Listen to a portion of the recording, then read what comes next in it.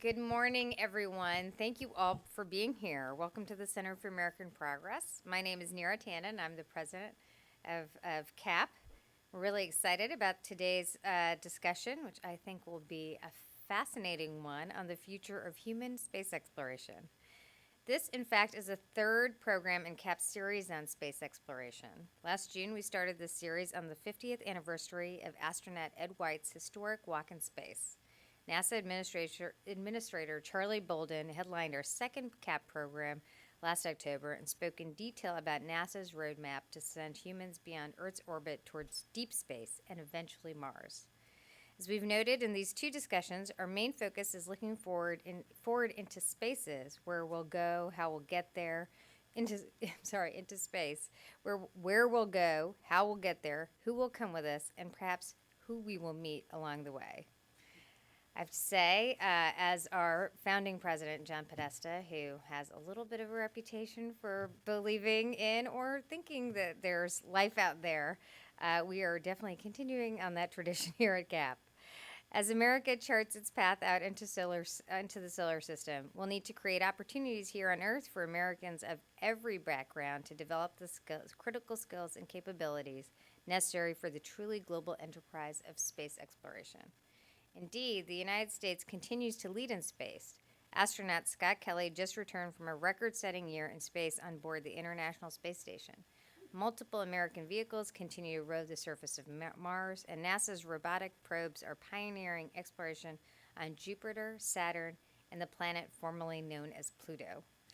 These accomplishments are a testament to the enduring greatness of American ingenuity. And more than half a century since President Kennedy aimed for the moon, they remind us that our imagination must always be as infinite as our universe. As CAP recently wrote, American astronauts aren't likely to set foot on Mars, though, unless the next administration pledges to protect the American human spaceflight program. Instead of commissioning yet another time-consuming high-level study, the next president should build on the foundation that's been laid over the last 6 years. So, I'm really excited about our discussion today. My CAP colleagues Rudy DeLeon and Peter Jewell, as well as a very, very special guest, astronaut Cady Coleman, are here to discuss these issues. Astronaut Cady Coleman is currently the innovation lead in NASA's Office of the Chief Technologist. Astronaut Coleman is a person of exceptional accomplishment. It's really an honor to meet her.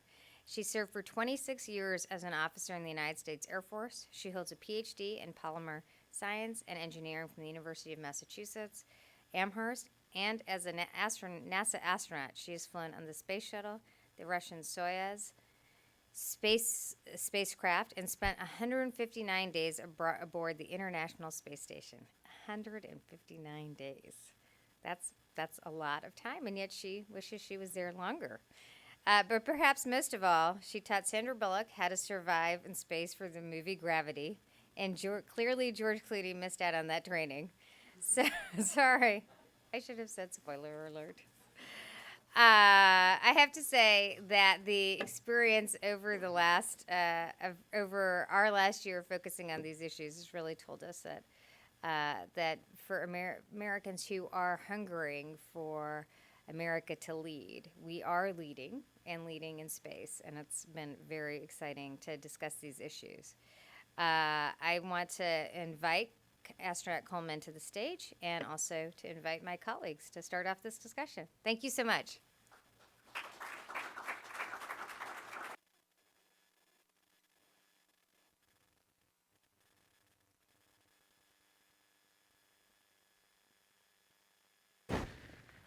Well, Neera, thank you very much for that introduction, and for all of our visitors here who are with us in our theater, as well as those that are watching this program online. Welcome to the Center for American Progress and our discussion.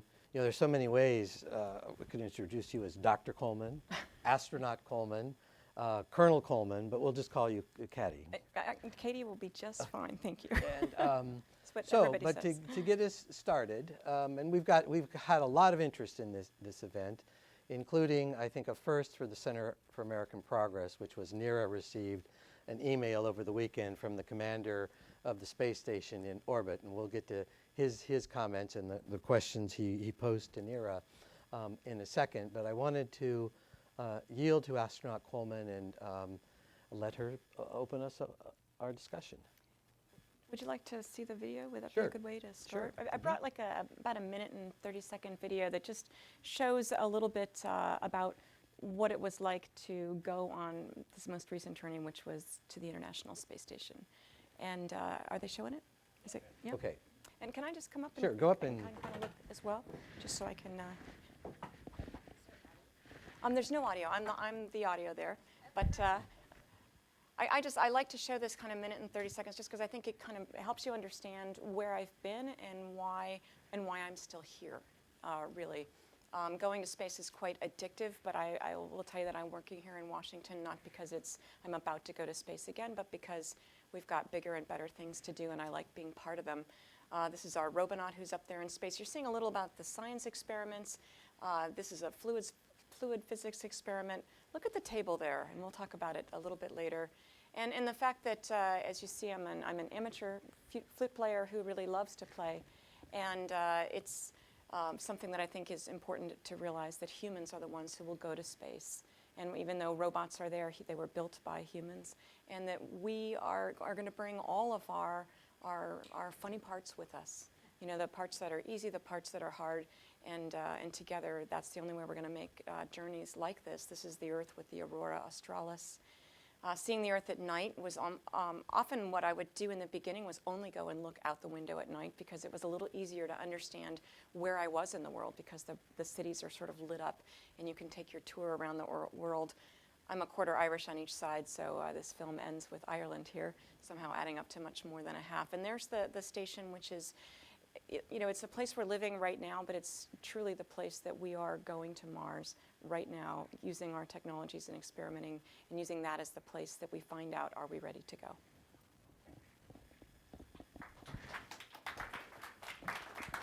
Well, thank you for that. So we'll go straight to the email that came in from Tim Kopra. I haven't seen this yet. The commander of Expedition 47 in orbit, to NERA. He said, "Greetings from the International Space Program. We've heard about your event on Tuesday, Beyond the Moon, what will it get to have astronauts visit Mars, discussing the future of the nation's human space exploration program. The ISS is playing such an important role in learning how to live and work in space for long periods of time. Would it be possible to submit a question to Cady for those of us currently off the planet? We would like to ask her about what she feels the biggest questions we still need to answer about human biological impacts as we set off for our journey to Mars. Cady spent more than 5 months on the ISS and will no doubt have some thoughts about her own long-duration mission, as well as her analog training in Antarctica, along with Nemo, Knowles, and the like. Best regards, Tim Kopra, Commander." So, the human element of traveling beyond the moon and into deeper space, and just sort of your thoughts as a practitioner. Well, first, Tim is a very good friend, and there are Tim and Tim up there. Tim Peake from Britain, Tim Kopra from the U.S., Jeff Williams, 3 colleagues, and you know, we're all different. If you see a picture of them, you'll see something that looks very different than I am, and yet we've got the same passion, which is to be part of something which we think is inevitable, and that is leaving our planet, journeying to another place, most likely Mars, and living there and staying there. And one of the experiments that I'm probably the most proud of in terms of being a part of is some of the osteoporosis measurements that we do up there. When we're up on the space station with literally no gravity, we lose bone 10 times faster than a woman who is 70 years old who has osteoporosis. So what she loses in a year, I lose in a month. And yet I came back actually with the same amount of bone that I left with, and that's because of what we're already learning. And yet it's probably rearranged. For that, I'll get a physical every year for the rest of my life to understand more about these things. But my point is that the things that we're doing on that space station right now are ways to be ready for the journey to Mars. We're learning how to recycle our air, recycle our water, grow plants in places where it's difficult to do so. Those are all active experiments on the space station right now. And if you look out in the news and if you look down from the space station at the Earth, you realize that it's a place that we need to work very hard to maintain and sustain. And all of those things, recycling air, recycling water, growing things in places that it's hard, really being up against the edge of technology, those are things that we need here on Earth as well. And so I'm quite proud of the fact that these steps towards Mars, which are being, the space station is our test bed. In between, I'll say that Peter is the Earth and you are Mars. I mean, you're kind of more red-haired, right? That, you know, in between is the space station. It's our proving ground, and it's our place to understand how to go further. So, in terms of our conversation, I'd like to divide it into 3 parts. The first part, what are those unique skills that we need to develop here on planet Earth? Neera talked about making sure that we use all of the great strength and diversity of our economy and opportunity and education. What are the skills we need to develop for those that will be earthbound, supporting astronauts as they travel into deeper space, the proving ground that Administrator Charlie Bolden talks about, and then would be necessary. So what are those skills we need to develop here on Earth? The second set will be to talk about operating away from the Earth and this concept of the proving ground. And then third, if it's okay, we're just going to ask you for your observations, because you can share with us an experience that most of us have dreamed about but aren't likely to have, which is what is it to look back at the home planet. So why don't we start with that first issue of skills on the home planet. And I know you've been very engaged on STEM and looking at the science and technology side in terms of education. But what are those key skills that we need to build for the next generation that'll be here on Earth, but supporting those that are really the adventurers and explorers? I think of this in terms of both people and technology. And I think they're 2 separate topics in a way, but they're also very joined, and the solutions and what's needed, I think, is very much the same. I'll take your STEM, and I'll up you to STEAMed. Okay. So I'm going to stick an A in the middle, Okay. and I'm going to put a D at the end for design.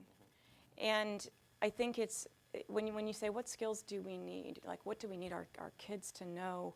Well, we have actually who we need, and we have those skills right now, but we have to actually make sure that the Mars generation, these are the kids in elementary school, we have to make sure that they know they are the Mars generation.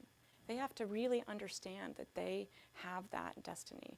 And to do that, we need to make sure that they, you know, are developing the math and science and engineering skills. But the way to that end, I think, is very interdisciplinary. And that we really all need to look outside ourselves into things that we are good at and find things that we're not good at and embrace them. And so when we think about A for art, D for design, I think about movies. I was introduced using gravity.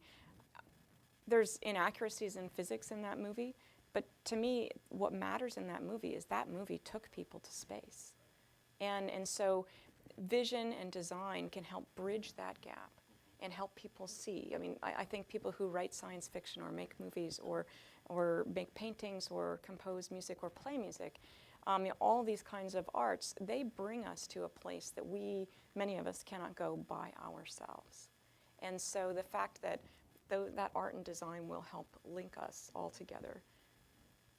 Well, so that's a good start on, I think, the challenge that the next generation will face. I think, Peter, just in terms of those skills on home planet, you've written a little bit about our having a plan and then sticking with it.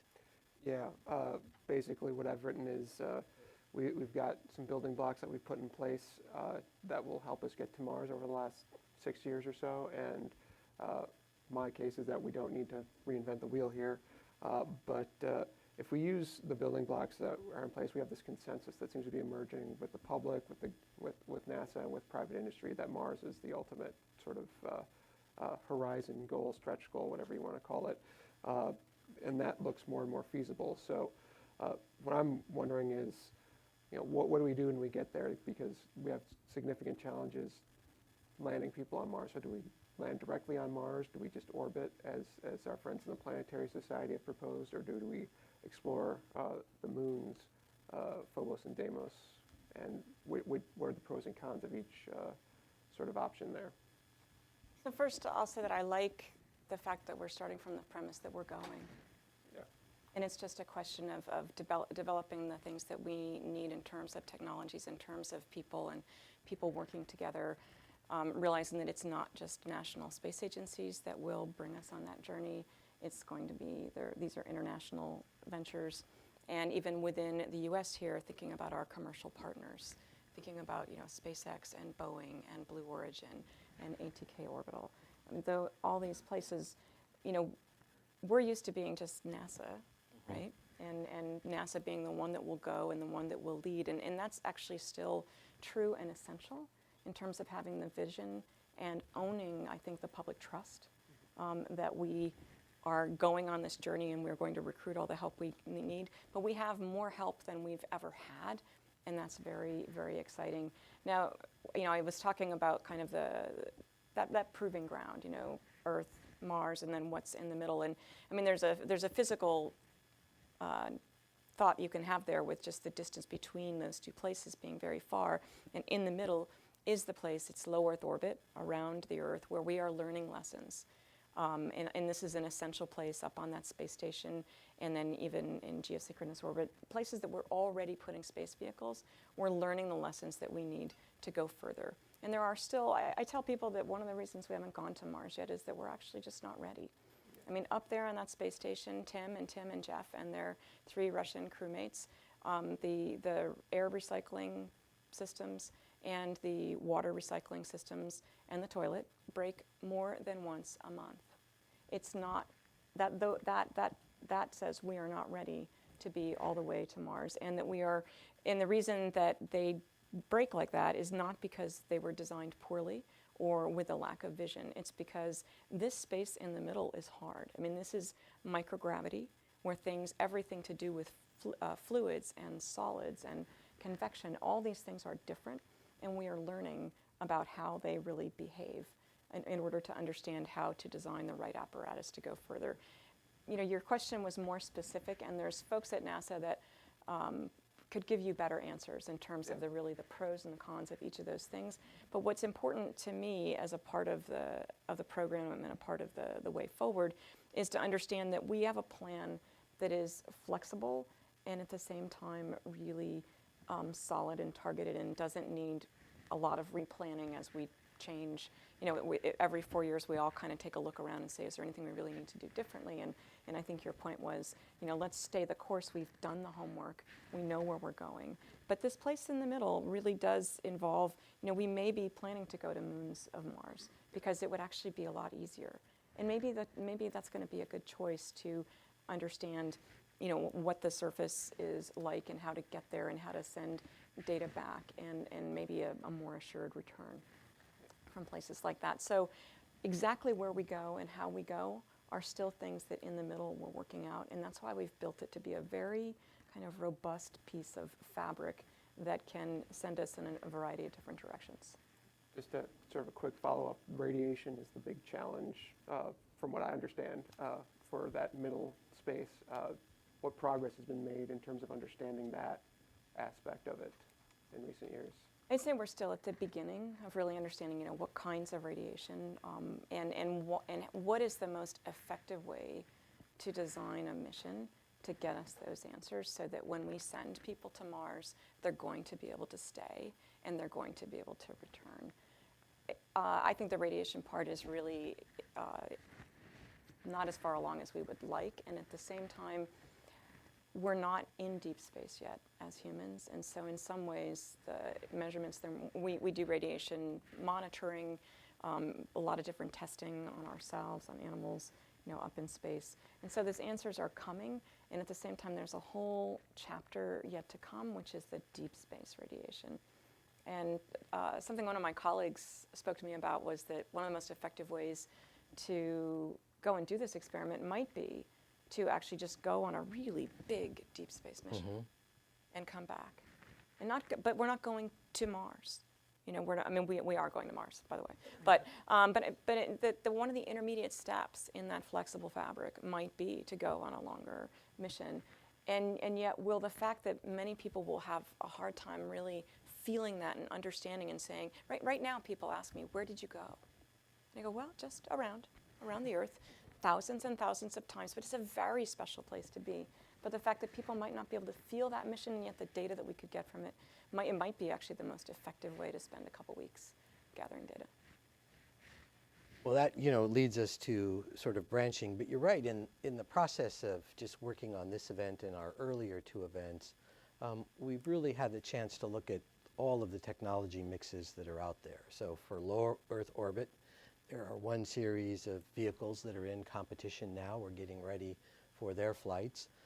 We've had some fascinating briefings on Orion, which may be the most key building block on the human side in terms of vehicles that are capable of that deep space mission. Washington is having plenty of debates these days about rockets and about space entrepreneurs, as well as some of our well-established companies and the role that each is playing in terms of nudging each other forward to sort of break new ground and to step out of our comfort zones. So there are lots of pieces that are moving, and it's a much different acquisition approach than Apollo, where there was one big program. It was amazing when you look back how quickly they came to the decision on lunar orbit rendezvous without blue ribbon panels and a lot of congressional hearings, things like that. But there is a lot going on in terms of next generation systems, and those build upon the establishing resume of the robotics that have been to Saturn and to, I was in Saudi Arabia recently and we were talking about vehicles. They were talking about automobiles and the price of oil. I said, Americans always have their cars. In fact, we've already sent 2 different generations of vehicles to Mars. And these have been astonishing successes that show the continued far reach of American technology and capabilities. But back to our question from the space station commander, the longer distance missions will start to separate us from Earth.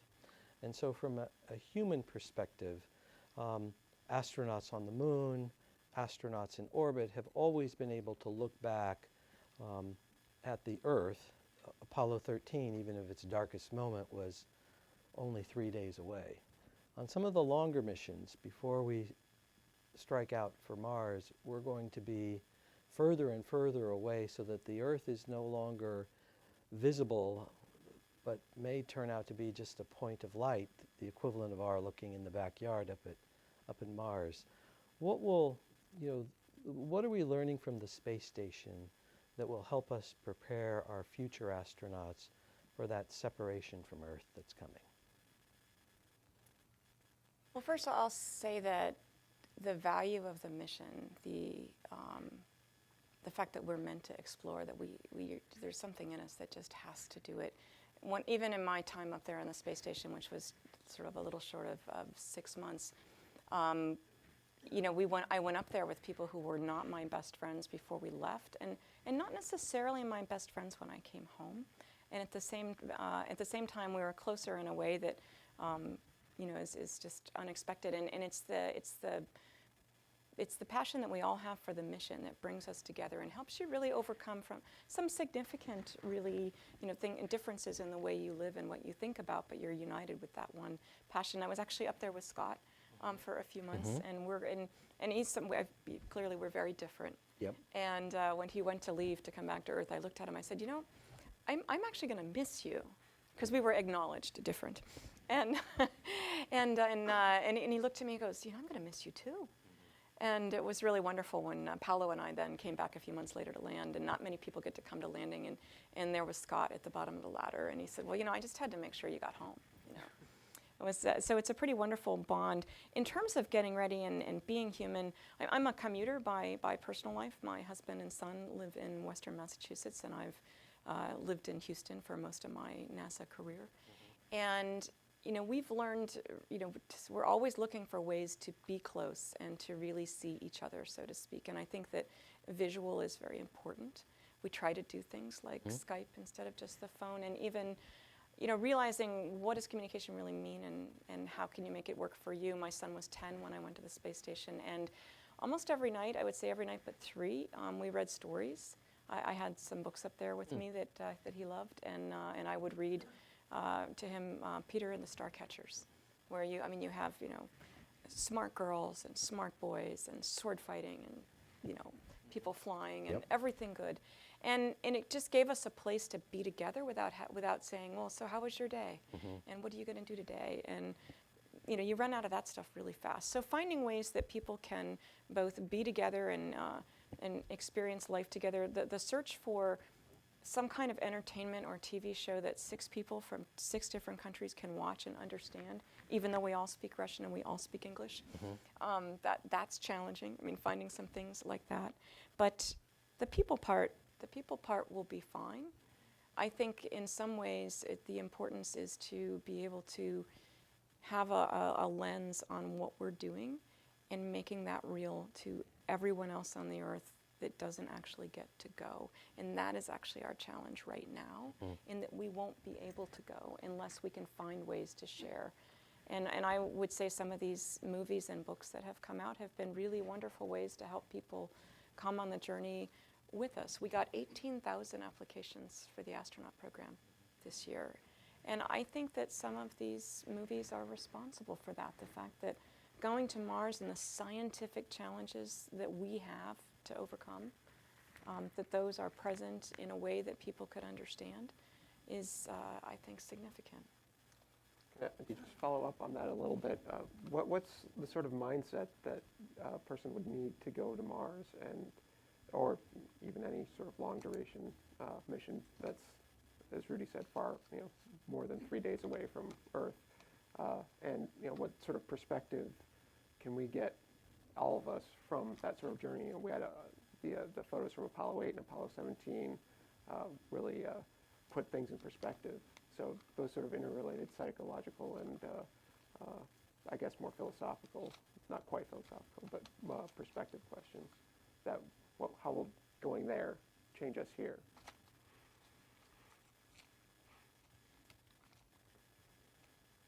First, to acknowledge that you may have a mindset, and if there's 5 other people on board, there's 5 other important mindsets.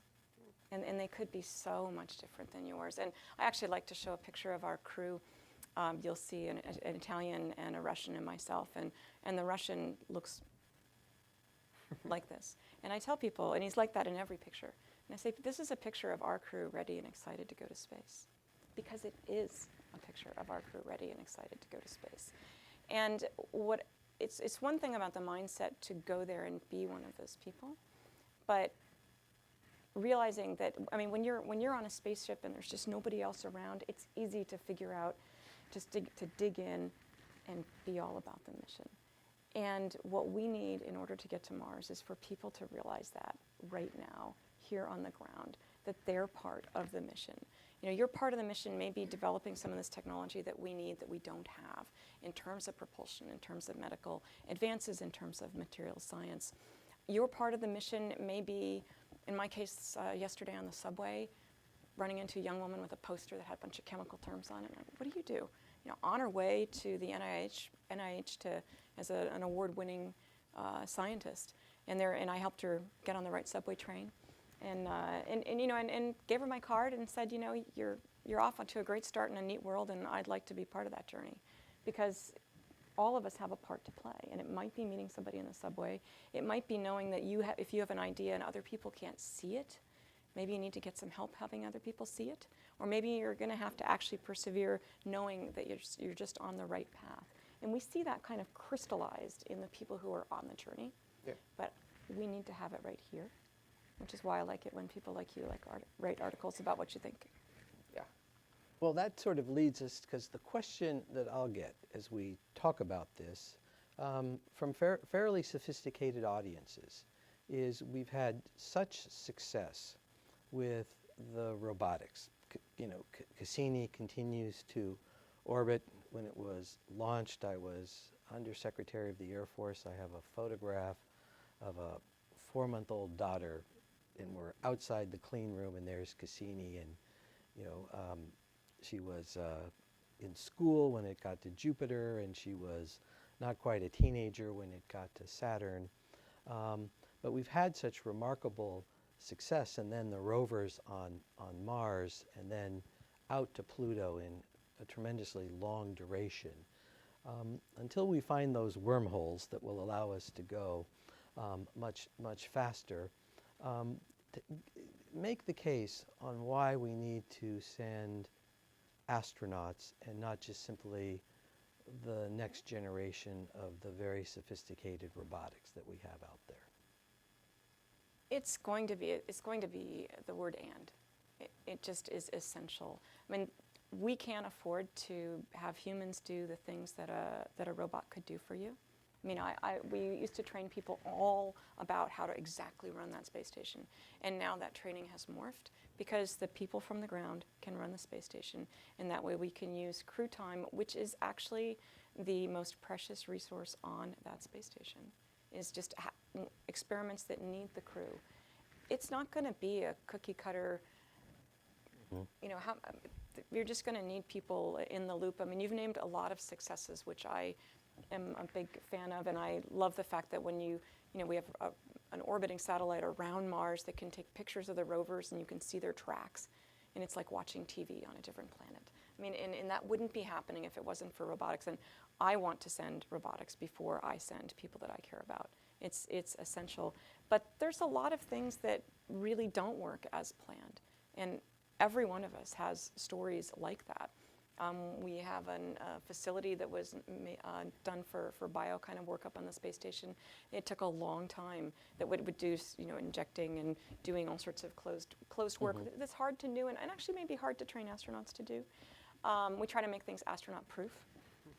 But that thing didn't work for a long time, and partly because we're working in an environment that's uncertain and unknown. And this brings us back to the fact that Mars is hard.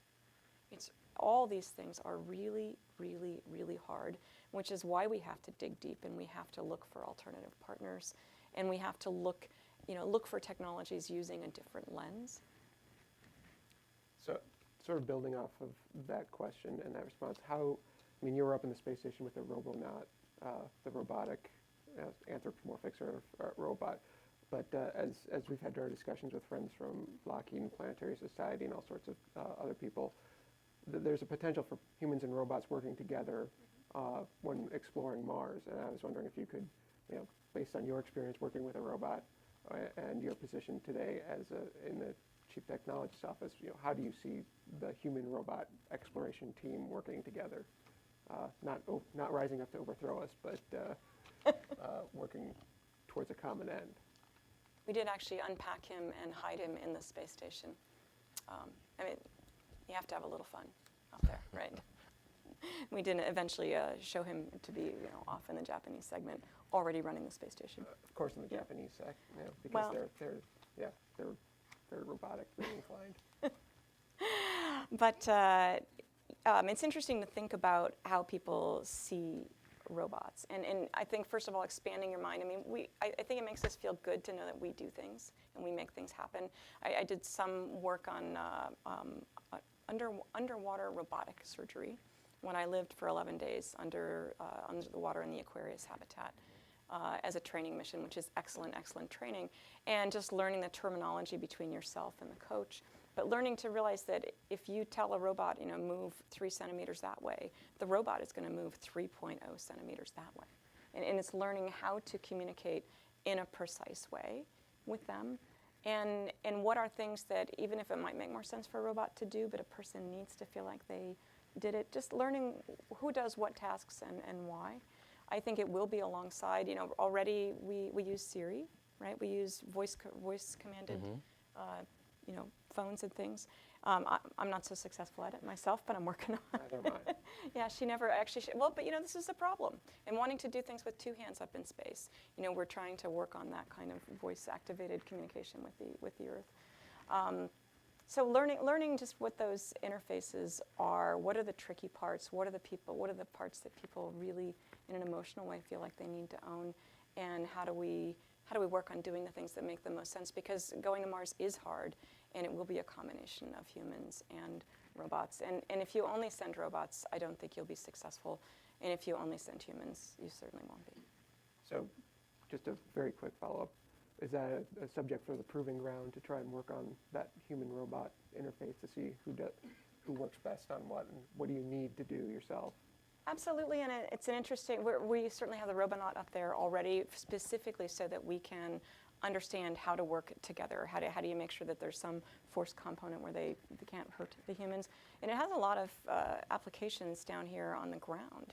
And we're trying to learn from how it works here on the ground. In an assembly line, you have people working alongside robots in factories all the time. What can we learn about that and bring it to space? And especially in the more hazardous environments in space, which for us would be outside the space station. And we have robots outside the space station as well. You know, the Canadian robotic arm, and its really interesting appendages, the Dexter, which is basically an added sort of robot that the robotic arm can pick up and can spin at the waist. And something that I talk to people about, I'll just go on here for a minute, is we were shown a film at one point in the astronaut office where there was a robot that could go out there, be on the end of the robotic arm, go out there, grab the box that wasn't working very well, go zoop, zoop, zoop, and undo that one, pivot at the waist, put the new one in, and boom, there was something that would take days of planning, lots of space station resources, and be dangerous. We'd all love to do spacewalks, but they are more dangerous than being inside, and it's more efficient to stay inside and do the work that humans can do.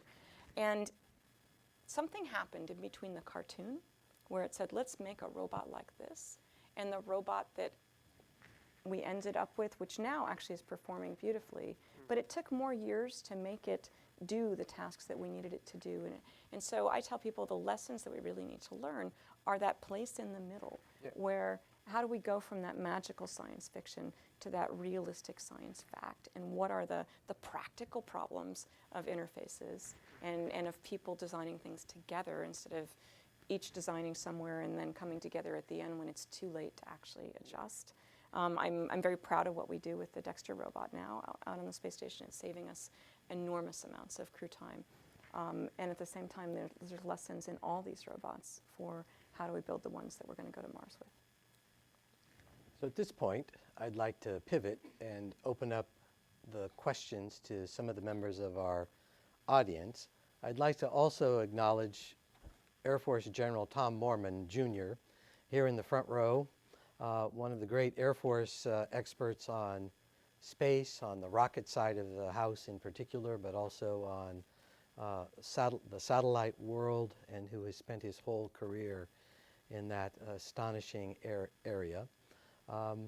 Just would like to thank Tom, and I'm sure he's going to have a question here, but we'll open up with questions, and we'll start with the gentleman in the back.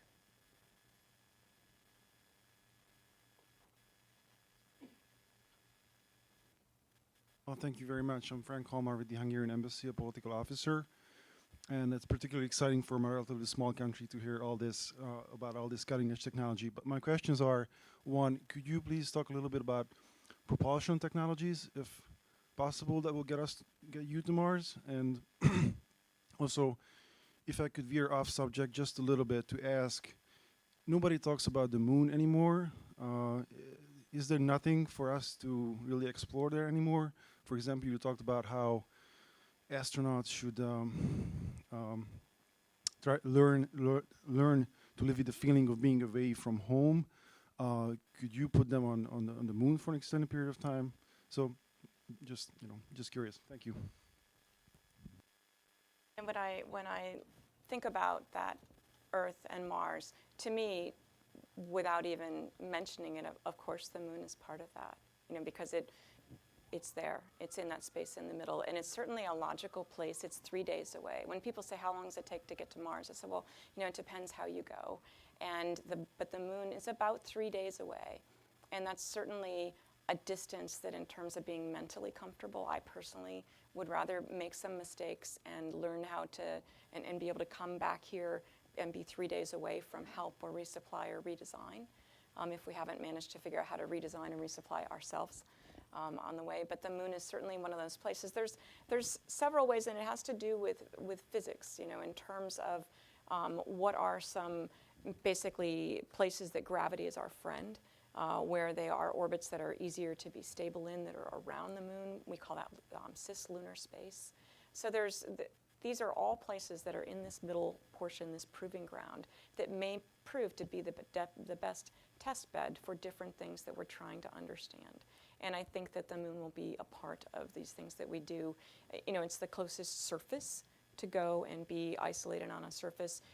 We're also doing some things underwater here, with NASA, with the Aquarius habitat, trying to go someplace dangerous with a different environment where you can't come inside, but not as expensive and inaccessible as space. So we have analogs, the Arctic, and many places in the world to test out some of our technologies.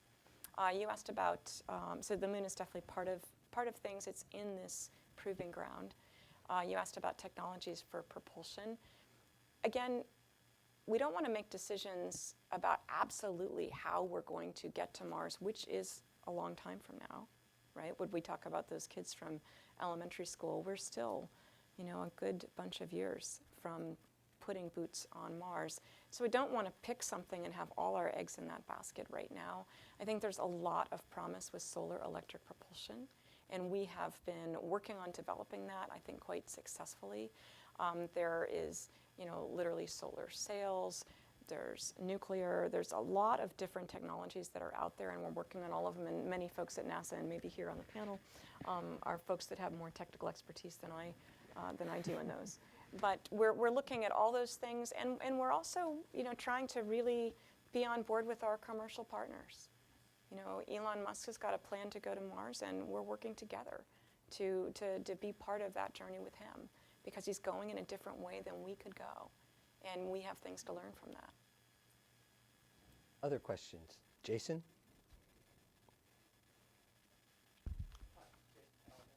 Planetary Society. So you were talking earlier about the Mars generation and these kids who are going to actually be taking us to Mars. And it occurs to me that for every astronaut that will actually be going to Mars, there will be thousands of people helping that astronaut to get there.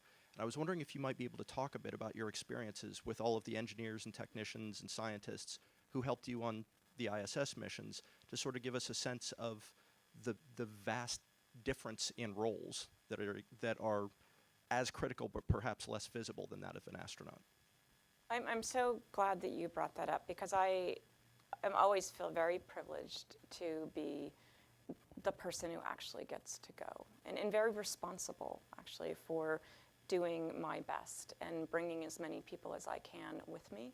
The team is enormous, and it is thousands and thousands of people, and they are giving up their time at home with their kids. They are given they're working hard on things that people around them don't always understand, and that workforce is enormous, and it's made up of lots and lots of different kinds of people. And I'm always trying to literally challenge myself to understand who is it that I see in the hallways, and what difference are they making, and not make assumptions about who they are. When you first were asking your question, saying the kids and then all the thousands of people that will be helping, I recently had kind of a little revelation where I realized that I often look for kids in the audience and I say, you are the Mars generation. And then I went and talked to a convention of women bloggers who are mothers, or who are blogging for mothers. And I realized that suddenly we've actually been targeting the kids, but we have forgotten to talk to their mothers. Very critical. Well, seriously, and so we coined the Twitter handle Moms for Mars, and it doesn't mean just women, actually. I mean, it's about the fact that there are people who shepherd these kids, and it may not be your kid. There's a lot. I mean, I'm gone more than I'd like to be, and it takes a village to keep my family afloat, and for me to feel like I'm really, my kid has I have a 15-year-old now, and he was 10 when I went to the space station. It takes an army of people and certainly a few special friends where I just say, can you do this for me? Because it's important to me that it be done, and I can't be there. And so if you're not the person that can be helping with math at home, find that person. I am finding those people. You know, it's about the fact that, you know, we are shepherds of this younger generation, and we all have different ways that we can contribute. And I would say the best way is to really look at kids when you see them. And, you know, not so much ask them, what do you want to be? Because I think it makes them feel like they're supposed to know. But just try to find out who they are. One last question from the audience, that gentleman. Hey, my name is Noman Bukhari, and I'm a student at Rice University. And my question is, as you know that recently we've been putting sanctions on Russia and other geopolitical escalations. So I just wanted to know that in case our situations escalated more, do you think that we'd still be able to go to Mars completely on our own, or are we dependent on other countries to help us get there? To me personally, it's inconceivable that we would go alone. It's nonsensical to think that, I mean, and at the same time, the fact that the US will lead, I think, is essential. I mean, just because of the situations that we're in, I think we have that ability to lead. I think we will lead.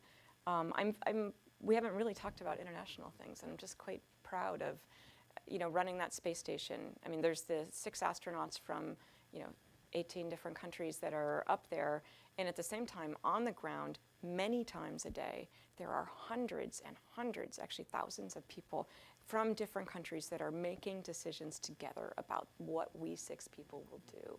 And it is a marvel of international cooperation. It can be a troubled place down here on the Earth, lots of different questions for people to be answering. But at our level, person to person and space program to space program, I'm very proud of the fact that we seem to have found a way to say what we're doing in space together is important, and that has stayed. No, and I agree with you completely from that international perspective. What really made the space station the working reality that it is today was when it became international, and it wasn't just simply the Americans going alone. And so I think as we look at this next generation of missions, you know, I noted you were up there with Italian and Russian crew members, as well as Americans, and there have been Japanese, Romanian, a whole host of countries are now, you know, flying and have flown into space. And so the notion that somehow we will be going it alone, I think it will be the whole planet that will be headed out to Mars when we have that mission. I've got one last question for you, but first let me just note, you know, one of the more interesting things is that actually we can be here today talking realistically about a mission to Mars, because it is doable, as Peter noted in his CAP blog on Wired magazine.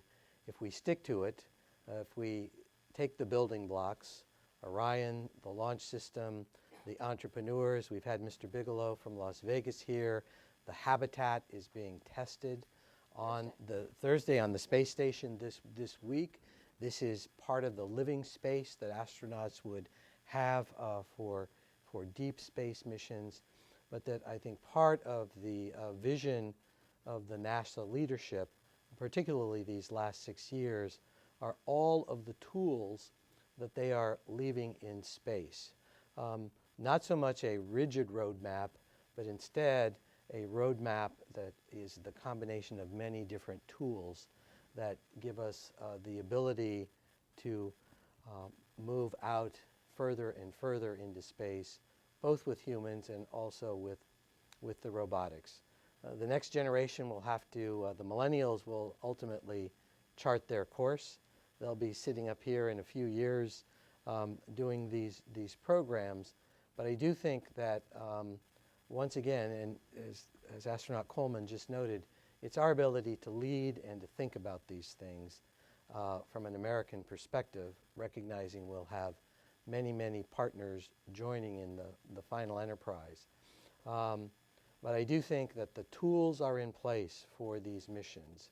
And there are, you know, smart people in the academic world, smart people in the industrial world. We've got some in the room here with us right now that are really have spent their careers thinking about not just simply how we argue this to scientists, but how we argue this to Congress or to the industry and make these pieces real so that astronauts like Dr. Coleman will be able to take, and her successors will be able to take this mission to the next steps. So the building blocks are there, and we can have this discussion. And we've been fascinated, let's face it, we've been fascinated with Mars since we first saw it through a telescope. If we went back, the New York Times reported in 1901, signals were coming to Earth from Mars. There were actually congressional hearings on the topic and a plan to build mirrors in the Arizona desert to signal the Martians that here on Earth we were receiving their signals. I think there's a movie in that one too. But you know, when the moment comes, it's going to be someone like the astronaut sitting to my left that is going to be there taking us with us. And so we thank you for this hour where you've taken us into space. You gave the commencement from Earth orbit to the University of Massachusetts. But I think what's so interesting is that from space, your thoughts were about Earth. And maybe we can close with that. It's a very exciting time. I liked what you just said about the pieces being in place. And to me, it's the best time that we've ever had. I mean, we've worked on all these things, and now we're actually getting to try things out. We are doing experiments hand over foot up on that space station, and I'm just so proud of that. And yet, one of the things that I'm the most proud about is that all the things that we do up in space, and all the things that we're doing on that journey to Mars, they really do come right back down here to Earth. Because I need to be able to sit in an audience, on a plane, you know, on the subway here in DC, and I need to be able to look at people and have them realize that going to space is all about Earth. And we have a lot of, in looking back and being able to see it in all its different lights, there's sunrise, there's sunset, there's zooming in and wondering what people are doing, and then there's seeing the whole planet and the curve of the Earth and realizing that you are indeed in a spaceship orbiting this Earth. Right now, it's actually about the planet that we're on, but the mission that is really our destiny, which is to leave this planet and go and find other places in our neighborhood. That mission is all about life here on Earth as well. So it's a really exciting time to be there, and I'm glad that you're coming as well. So to all of our audience, thank you very much, and in particular to astronaut Cady Coleman, thank you for being with us today.